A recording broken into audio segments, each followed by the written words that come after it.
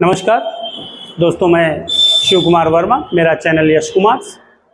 मैं मध्यकालीन भारत यानी दिल्ली सल्तनत का एक नया क्लास लेकर के आपके सामने प्रस्तुत हुआ हूँ। आज का क्लास है बलबनी वंश, जिसकी स्थापना बलबन ने की थी और इसका शासन मतलब समय बलबनी वंश का 1265 से 1290 रहा है। तो बलबन के बारे में चर्चा करने से पहले हम आपसे रिक्वेस्ट करना चाहेंगे कि आप हमारे चैनल को लाइक करें, सब्सक्राइब करें और ज़्यादा से ज़्यादा शेयर करें ताकि आम लोगों तक हमारा वीडियो पहुंच सके। हम लोग बात कर रहे हैं बलबन की। तो बलबन का एक परिचय छोटा सा देखते हैं। बलबन एक इलबारी तुर्क है। बलबन एक इलबारी तुर्क है और उसने बलबनी वंश की स्थापना की। ये जब बचपन में छोटा ही था तो मंगोलों ने इसे अपहरित कर लिया था, उठा लिया था और इसे बसरा के एक दास व्यापारी जलालुद्दीन बसरी को बेच दिया था। जलालुद्दीन बसरी ने इसे खरीदा था और इसे खरीदने के बाद जलालुद्दीन बसरी इसे फिर से बाज़ार में लाए और इल्तुतमिश के हाथों बेच दिए। 1233 में जब ग्वालियर विजय इल्तुतमिश ने की थी, जिस विजय के लिए वो गया था और अपनी पुत्री रजिया को उत्तराधिकारी बनाया, तो बलबन ने क्या किया, इल्तुतमिश ने क्या किया, ग्वालियर विजय के उपलक्ष्य में बलबन नाम का एक दास खरीदा और दास इसे खरीदने के बाद इसे अपना खासदार नियुक्त किया। ये योग्य आदमी था, ठीक, इसलिए इसे अपना खासदार नियुक्त किया, यानी कि अंगरक्षक नियुक्त कर दिया। अंगरक्षक नियुक्त होने के बाद फिर धीरे धीरे सत्ता चलती रही, बलबन भी आगे बढ़ता रहा। इसे अमीर शिकार नियुक्त किया गया, ठीक। अमीर शिकार बलबन को रजिया ने नियुक्त किया था। तो जब शिकार विकार पर जाती थी तो इसे अपने साथ ले जाती थी, क्योंकि ये योग्य आदमी था, इसलिए रजिया ने इसे अमीर शिकार नियुक्त कर दिया। कुछ समय बाद अमीर आखूर बहराम शाह ने नियुक्त कर दिया और पद थोड़ा बड़ा हो गया। लेकिन फिर उसके बाद रेवाड़ी का इक्तादार इसे बना दिया गया और ये पद इसे बदरुद्दीन सकरूमी ने दिलवाया था। रेवाड़ी एक छोटी रियासत थी, उसका इक्तादार बन गया। कुछ समय बाद अबू बकर ने इसे हासी का इक्तादार बना दिया। अबू बकर ने ही इसे अमीर हाजिब का पद दिया था और अमीर हाजिब बनने के बाद ये प्रशासन में सक्रिय हो गया। ये दले चालीसा का सदस्य भी था, तुर्क सरदार था बलबन और ये दले चालीसा का सदस्य था। जब इसने अपनी बेटी का विवाह सुल्तान से कर दिया, सुल्तान नासिरुद्दीन महमूद से कर दिया, तो इसने उल्गू खां की उपाधि पाई। नासिरुद्दीन महमूद ने उल्गू खां की उपाधि दी और नाइब मुमालिकात का पद इसे दे दिया। अब ये नाइब मुमालिकात का पद पाने के बाद भयंकर रूप धारण कर लिया। इसने सुल्तान को विष दे दिया, सुल्तान मारा गया और सुल्तान के मरने के बाद इसने स्वयं सत्ता ग्रहण कर ली। यानी जब स्वयं सुल्तान बना तो इसने बलबनी वंश की स्थापना की। ये गुलाम वंश का ही पार्ट है बलबनी वंश। और जब इसने सत्ता ग्रहण की तो इसने, उस समय सुल्तान का महत्व तो बहुत गिर चुका था। हमने बताया था कि दिल्ली में मेवाती थे, बहुत ज़्यादा लूटपाट मचाते थे। ग्वालियर के सुलक्षण पाल तृतीय ने भी अपनी स्वतंत्रता की घोषणा कर दी थी। उधर अरसला खां ने बंगाल को, करामानिकपुर के इक्तादार अरसला खां ने अपने को स्वतंत्र घोषित कर लिया था। इसलिए जो है समस्याएं इसके लिए बढ़ गई थी। सुल्तान का पद गिर चुका था, तो सुल्तान के पद को पुनः महत्वपूर्ण बनाने के लिए बलबन ने बहुत कुछ किया। उसने जितने काम किए, इन्हीं कामों के कारण इसे खुफिया कातिल भी कहा जाने लगा। बलबन जब गद्दी पर बैठा तो उसने कहा था, खुद एक गुलाम था और ये कहता था मैं गरीब आदमी को देखता हूँ तो मेरी नसें फड़फड़ाने लगती हैं। ठीक, इसके दरबार में कोई भी गरीब आदमी, कोई भी सरदार, अमीर आदमी, कुछ भी हो, आ जाता था और यदि उसके कपड़े फटे होते थे तो बलवान उसकी सीधे हत्या करता था। इस तरीके का शासक था, इसीलिए इसे खुफिया कातिल कहा जाता है। अच्छा, एक चीज़ और, पीछे हमने देखा था शाह तुर्कान का नाम सुना था।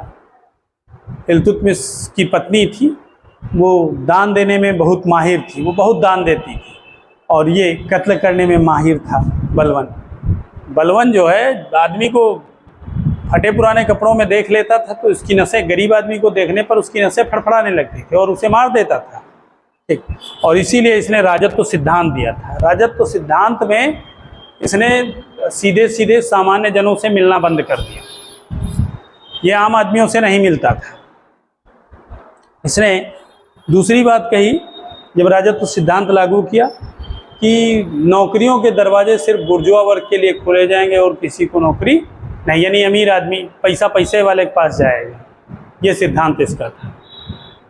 दूसरी चीज़, जनता में भय उत्पन्न करने के लिए बलवान ने प्रचारित करना स्टार्ट किया कि सुल्तान का पद ईश्वर के बाद का पद है, यानी अपने आप को नियामत खुदाई कह दिया उसने।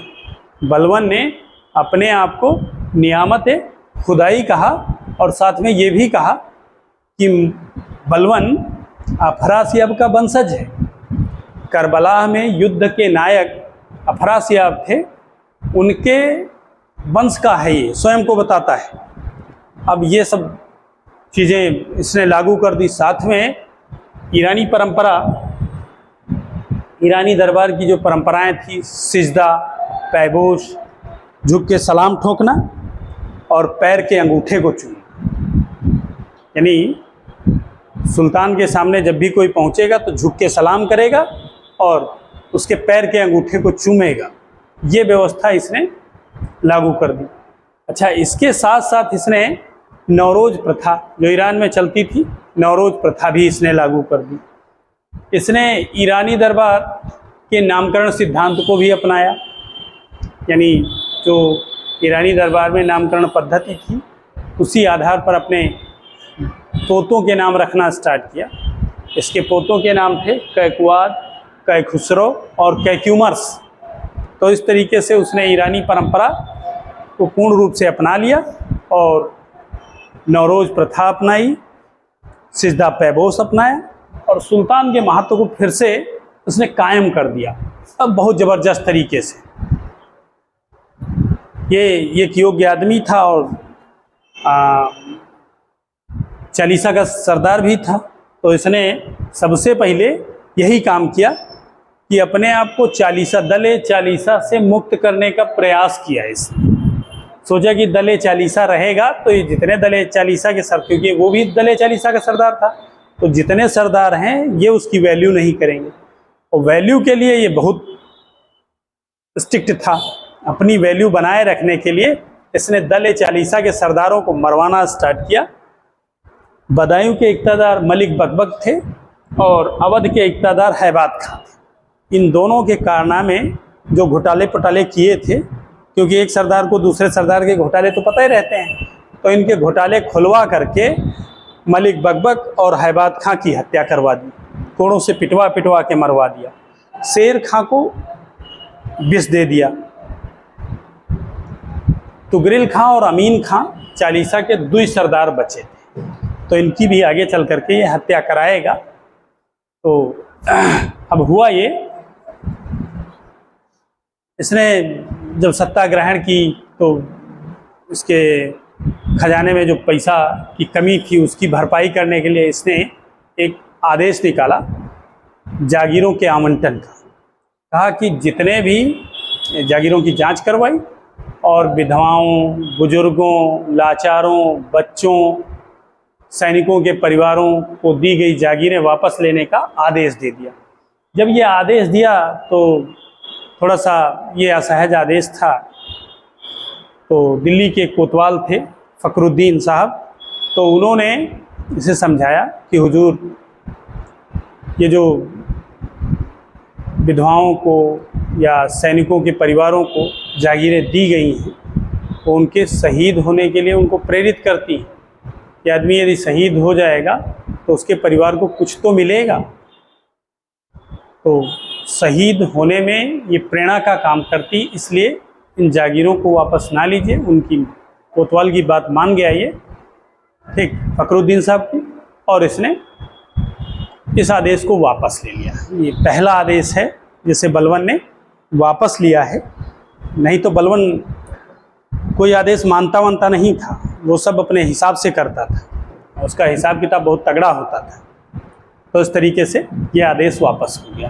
फिर उसके बाद सैनिकों के सुधार के लिए इसने क्या किया, सैन्य विभाग, जिसे आरिज मुमालिक कहते हैं, इसने सैन्य विभाग का निर्माण किया, यानी आरिज मुमालिक का पद सृजित कर दिया।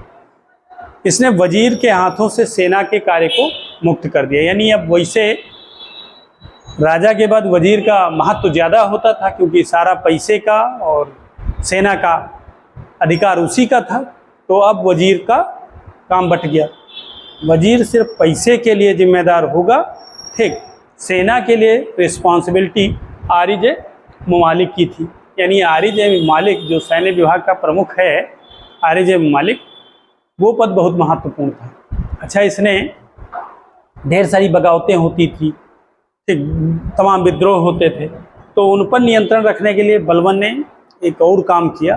पहली बार इसने ये काम किया, इसने गुप्तचर नियुक्त कर दिए, ठीक, बरीद और मुनिहास नाम से गुप्तचर नियुक्त किए, और उनकी पहुंच उसके हरम तक थी। यानी गुप्तचर उसे पल पल की सूचना देते थे। उसने सारा सिस्टम व्यवस्थित कर दिया, सुल्तान के पद को फिर से महत्वपूर्ण बना दिया।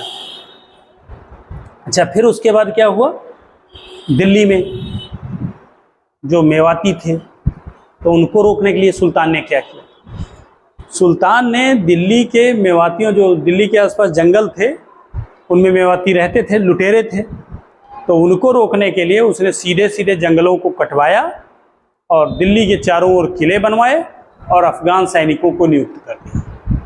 तुर्क सरदार थे वो अफ़गान सैनिक, उनको नियुक्त कर दिया। अब दिल्ली सुरक्षित हो गई। सुल्तान अपनी योग्यता का परिचय दे करके दिल्ली को सुरक्षित कर लिया। अच्छा, बंगाल की भी समस्या थी। जब बलवन जो है नायब मुमालिकात का पद ग्रहण किए थे, नायब मुमालिक बने थे नासिरुद्दीन महमूद के समय दोबारा 1254 में, तो उस समय अरसला खां ने, कड़ामानिकपुर के इक़्तिदार अरसला खां ने बंगाल पर आक्रमण करके बंगाल में अपनी स्वतंत्र सत्ता स्थापित कर ली।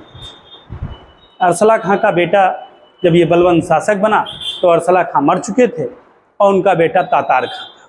अच्छा, तातार खां ने ये समझ लिया कि कहानी गंभीर है, तो क्यों ना हम, भाई बलवन खूंखार आदमी है और हमें भी मार देगा, तो उसने आत्मसमर्पण किया और इसकी अधीनता स्वीकार कर। बलवन होशियार था ही, उसने सोचा कि यार ऐसा ना हो कि ये फिर विद्रोह कर दे, भाई हम कमज़ोर हों तो हम विद्रोह कर दे।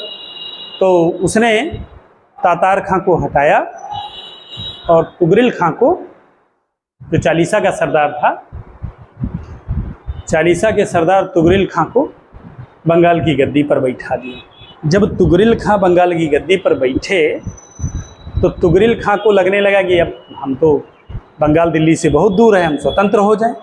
तो तुगरिल खां ने अपने आप को स्वतंत्र कर लिया।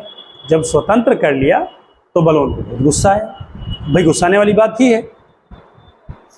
उसने गुस्से में आकर के अमीन खां, जो चालीसा के अब अंतिम सरदार हैं, यही दो बचे थे, तुगरिल और अमीन, अमीन से कहा जाओ तुगरिल का सामना करो और उसे गद्दी से हटाओ। तो अमीन खां गए। अमीन खां जब पहुँचे तो तुगरिल ने अमीन खां को हरा दिया। तुगरिल वापस आए, वो अमीन खां वापस आए। अमीन खां जब वापस आए तो बलवन को बहुत गुस्सा आया। बलवन ने अमीन खां को पकड़वा दिया और खूब कूटा और इनकी खाल उतरवाई और अयोध्या के किले पे टंगवा दिया, उसमें भूसा भरवा के। तो ये काम अमीन खां के साथ हुआ। अब तुगरिल खां सहम तो गया, लेकिन बलवन खुद अभी नहीं जा रहा है। इसने तिमिर को भेजा और शिहाबुद्दीन को भेजा। तिमिर और शिहाबुद्दीन दोनों तुगरिल खां से हार करके वापस आ गए। तब बलवन ने सोचा कि यदि हम अपनी शक्ति का इसी तरीके से छोटा छोटा प्रदर्शन करने लगेंगे और बार बार हारते रहेंगे तो हमारे पास समस्याएं खड़ी होंगी, तो क्यों ना हम स्वयं जा कर के निपट लें। अब बलवन को गुस्सा आया और वो सेना लेकर के चल दिए। बलवन भाई पहुंचा। तुगरिल ने जब सुना कि बलवन आए हैं तो भाग गया, वो राज्य छोड़ करके भाग गया और भाग करके जाजनगर के जंगलों में छिप गया। जब जाजनगर के जंगलों में छिप गया तो मलिक मुकद्दर ने उसके ठिकानों का पता लगाया शेरंदाज के साथ मिल करके, और मलिक मुकद्दर ने तुगरिल की हत्या कर दी। बलवन बहुत खुश हुआ और मलिक मुकद्दर को तुगरिल कस की उपाधि दी। बड़ा प्रसन्न हुआ कि यार तुमने बड़ा अच्छा काम किया, मेरी उपाधियों से नवाजा, यानी तुगरिल कस की उपाधि दे दी। फिर उसके बाद बलवन ने अपने भाई बेटे बुगरा को साथ लिया और बंगाल की राजधानी जो थी उसके रास्तों पर जितने सैनिक मारे गए थे उनको सबको फटकों पर टंगवा दिया, पटरों पर जड़वा दिया। जैसे ईसा मसीह को उनके दुश्मनों ने जड़वाया था वैसे उसने जड़वाया और अपने बेटे बुगरा खां को लेकर के दिखाया। कहा यदि तुमने विद्रोह किया कभी तुम्हें बंगाल का इक़्तिदार बनाया जाएगा और तुमने विद्रोह किया तो तुम्हारा भी यही हाल होगा। बुगरा खां तो बहुत ही डर गया। बलवन इतना खूंखार आदमी था इसीलिए उसे खुफिया कातिल कहते हैं, क्योंकि वो हमने बताया अपने दुश्मनों को वो छोड़ता कैसे भी ना। अच्छा, उसके बाद मंगोलों का भय भी था।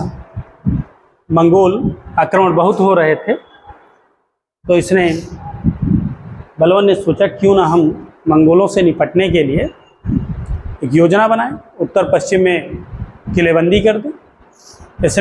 इसके पास दो बेटे थे, एक का नाम था नासिरुद्दीन महमूद और दूसरे का नाम था नासिरुद्दीन मोहम्मद और दूसरे का नाम था बुगरा खां।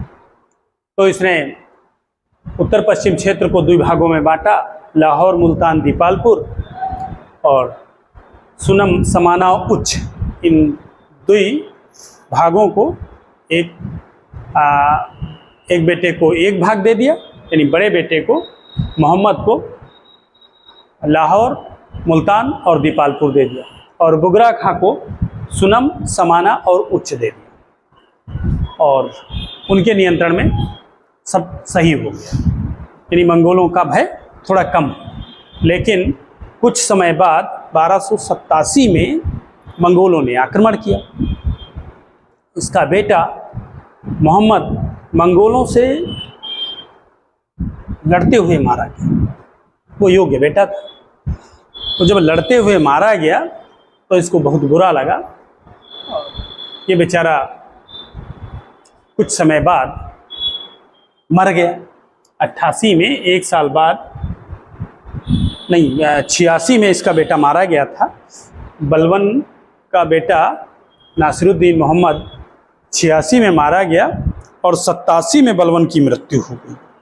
जब बलवन मर गए तो अब समस्या थी, लेकिन बलवन ने मरने के पहले अपने बेटे बुगरा खां को अपना उत्तराधिकारी घोषित कर दिया था। लेकिन बुगरा खां इतना डर गया था, ठीक, जिसका कोई जवाब नहीं, वो भाग गया बंगाल। तो मोहम्मद के बेटे कैखुसरो को सुल्तानी मिलनी थी, लेकिन दिल्ली के जो कोतवाल थे, दादबग जिन्हें कहते हैं फ़खरुद्दीन, और उपदादबग उनका दामाद था जिसका नाम निजामुद्दीन था। फ़खरुद्दीन और निजामुद्दीन ने मिल करके कैखुसरो की हत्या करवा दी। जब कैखुसरो मारा गया तो अब समस्या पैदा हो गई, अब सुल्तान बने कौन। तो बुगरा खां का जो बड़ा बेटा था कैकवाद को भाई सुल्तान बनाया गया। सुल्तान बनाया गया, अब नई उम्र में सुल्तान बने थे, इनका दिमाग गड़बड़ा गया। ये बिलासी व्यक्ति थे, खूब पिए खाएं, दारू गोश्त तो सब बिलासी हो गए, बहुत ज़्यादा बिलासी। और ये सब बिलासता की जो सुविधाएं, सुख सुविधाएं उपलब्ध कराता था वो था निजामुद्दीन। निजामुद्दीन ये सब उपलब्ध कराया करता था। तो इसका जो बप्पा बुगरा खां था, तो इससे एक दिन अयोध्या में मिला और बाप ने बेटे को सिजदा पैबोस किया। यानी कैकवाद गद्दी पर बैठा तो इससे इसका बेटा एक दिन बाप बुगरा खां मिलने आया, इसका बप्पा बुगरा खां मिलने आया और इसे सिजदा पैबोस किया। अयोध्या के किले में मुलाकात हुई, सिजदा पैबोस किया और बताया कि बेटा आप फखरुद्दीन और निजामुद्दीन से होशियार रहें। इसने क्या किया, निजामुद्दीन की हत्या करवा दी। हत्या तो करवा दी, अभी खूब दारू पीते थे, खूब गोश्त खाते थे और बिलासी थे ही। अब इनको ये सारी सुख सुविधाएं बंद हो गई। अचानक जब बंद हो गई तो इनको लकवा मार गया, कैकवाद को लकवा मार गया। अब लकवा मार गया तो इनके पास एक बेटा था, 2.5 साल का बेटा था, कैक्यूमर्स, नवजात शिशु समझिए। तो इन्होंने उसको अपना उत्तराधिकारी घोषित कर दिया, कैक्यूमर्स को। ठीक भाई, कैखुसरो पहले ही मर गया था, नासिरुद्दीन मोहम्मद का बेटा था। ठीक, बुगरा का बेटा कैकवाद था, तो ये शासक बना, लेकिन ये बिलासी हो गया था, तो इसलिए जो है ये भी बहुत कुछ ना करने वाला था। तो जब ये भी मर गया, मतलब ये लकवा मार गया, मरा नहीं अभी, अब मरेगा आगे, तो इसने सोचा कि अपने बेटे को, जो नवजात शिशु है, उसका नाम था कैक्यूमर्स को अपना उत्तराधिकारी घोषित कर। अब कैक्यूमर्स जैसे ही उत्तराधिकारी बने, बच्चे ही थे, तो उनकी सुरक्षा के लिए एक तुर्क सरदार मलिक कच्छन और मलिक सुरखा को नियुक्त किया गया। अच्छा, इनके सेनापति जलालुद्दीन खिलजी थे। ठीक, वो खिलजी थे और ये कच्छन और सुरखा तुर्क थे, तो इनमें आपस में मतभेद हो गया। जलालुद्दीन खिलजी ने क्या किया, ये सेनापति थे ही, इन्होंने एक दिन इस कैकवाद के महल में घुस करके और कैकवाद को चटाई में लपेट करके फेंक दिया नदी में, यमुना नदी में फेंक दिया। ठीक, और इसके जो बेटा था कैक्यूमर्स, उसकी भी हत्या कर दी, फाड़ करके नदी में फेंक दिया। यानी दोनों बाप बेटे मारे गए और जलालुद्दीन खिलजी ने अपने आप को स्वतंत्र शासक घोषित कर लिया, यानी खिलजी वंश की स्थापना कर दी। इस तरीके से बलवन का ये वंश समाप्त हुआ और खिलजियों की सत्ता प्रारंभ हुई। तो अब अगले वीडियो में या अगले क्लास में हम खिलजी वंश की चर्चा आपसे करेंगे। तो खिलजी वंश में एक एक सुल्तान की हम चर्चा आपसे करेंगे, तो उसके बारे में चर्चा अगले क्लास में होगी, अगले वीडियो में होगी। आप लोग हमारे चैनल को लाइक करिएगा, सब्सक्राइब करिएगा और ज़्यादा से ज़्यादा शेयर करिएगा, ताकि आम आदमी तक हमारा वीडियो पहुंच सके। धन्यवाद। जय हिंद, जय भारत।